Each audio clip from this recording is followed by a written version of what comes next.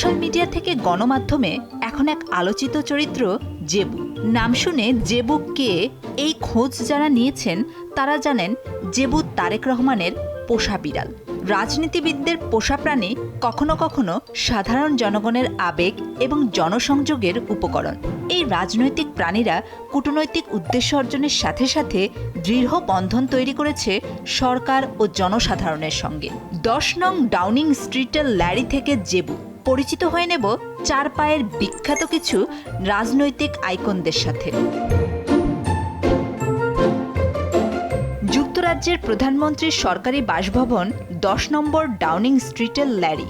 রাজনৈতিক পালাবদলে যুক্তরাজ্যের পার্লামেন্টে বদল হয়েছেন কয়েকজন প্রধানমন্ত্রী, কিন্তু এখনও বহাল তবিয়তে আছেন 18 বছর বয়সী ল্যারি নামের এই বিড়ালটি। ল্যারি ব্রিটিশ প্রধানমন্ত্রীর কার্যালয়ে chief mouser to the cabinet office পদে কাজ করছে। ল্যারি প্রথম বিড়াল যাকে আনুষ্ঠানিকভাবে চিফ মাউসারের উপাধি দেয়া হয়েছে।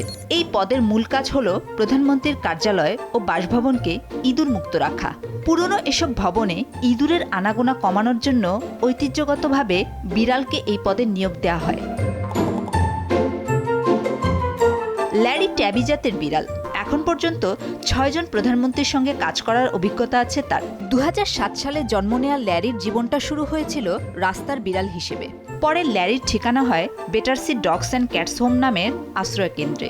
2011 সালে ল্যারিকে দত্তক নিয়ে আসা হয় 10 নম্বর ডাউনিং স্ট্রিটে। সে সময় প্রধানমন্ত্রী ছিলেন ডেভিড ক্যামেরন। পরিবারের পোষা প্রাণীর মতোই বড় হতে থাকে ল্যারি। দিন দিন তার চলাফেরা ও স্বভাব সবার কাছে বেশ আকর্ষণীয় হয়ে ওঠে। দ্রুতই সে সংবাদ মাধ্যমের নজর কাড়ে। প্রায়ই তাকে 10 নম্বর ডাউনিং স্ট্রিটের গেটের সামনে বসে থাকতে অথবা আশেপাশে পায়চারি করতে দেখা যায়। ল্যারি সামাজিক যোগাযোগ মাধ্যমেও বেশ জনপ্রিয়। সামাজিক যোগাযোগ মাধ্যম এক্সে ল্যারি দ্য ক্যাট নামে অফিসিয়াল অ্যাকাউন্টে প্রায় 9 লাখ ফলোয়ার রয়েছে। এই অ্যাকাউন্ট থেকে প্রায় রাজনৈতিক নানা পরিস্থিতি নিয়ে মজার পোস্ট ও মিম শেয়ার করা হয়। বিশ্বের অন্যতম পরাশক্তিধর রাশিয়ার প্রেসিডেন্ট ভ্লাদিমির পুতিন। একাধিক পোষা কুকুর রয়েছে এই বিশ্বনেতার, যাদের মধ্যে ল্যাব্রাডর জাতের কনি সবচেয়ে বেশি পরিচিত। বহুবার বিদেশি অতিথিদের সামনে হাজির হয়েছে কনি। ক্ষমতার প্রশ্নে পুতিন বেশ আত্মবিশ্বাসী। অন্য পক্ষকে অস্বস্তিতে ফেলতেও পিছপা হন না। পুতিনের এই প্রাণীপ্রেম হয়ে ওঠে কূটনীতির অস্ত্র। 2007 সালে জার্মান চ্যান্সেলর অ্যাঙ্গেলা মার্কেলের সঙ্গে বৈঠকে পুতিনের কুকুরের উপস্থিতি ব্যাপক বিতর্ক তৈরি করে সে সময়। মার্কেল কুকুর ভীতিতে ভোগেন, পুতিন তা জানতেন। তা সত্ত্বেও কনিকে সামনে আনা এক ধরনের শক্তিশালী বার্তা মনে করেন রাজনীতি বিশ্লেষকরা, যা প্রমাণ করে পুতিনই কখনো কখনো পরিস্থিতির নিয়ন্ত্রক। এছাড়া পুতিনের কুকুর প্রেম কূটনৈতিক সম্পর্কের একটি হাতিয়ারও বটে।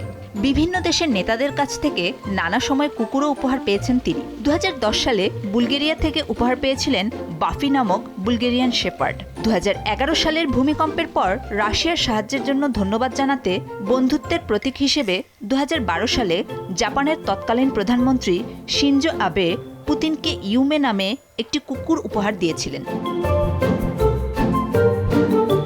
1993 সালে ক্লিন্টন পরিবার হোয়াইট হাউসে প্রবেশের পর সক্স দ্রুতই পরিচিতি লাভ করে। সাদা কালো রঙের এই বিড়ালটি মূলত ক্লিন্টন কন্যা চেলসির। কিশোরী চেলসির সঙ্গী হিসেবে সে সময় সক্সকে দেখা যেত বিভিন্ন অনুষ্ঠানে ও ব্যক্তিগত মুহূর্তে। সক্স কেবল একটি পোষা বিড়াল নয়, হয়ে উঠেছিল আমেরিকান জনগণের প্রিয় চরিত্র।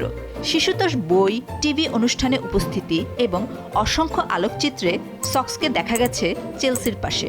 এতে করে ক্লিন্টন পরিবার সাধারণ মানুষের কাছে আরও মানবিক হয়ে ওঠে। 2009 সালে 20 বছর বয়সে ক্যান্সারে আক্রান্ত হয়ে মারা যায় সক্স।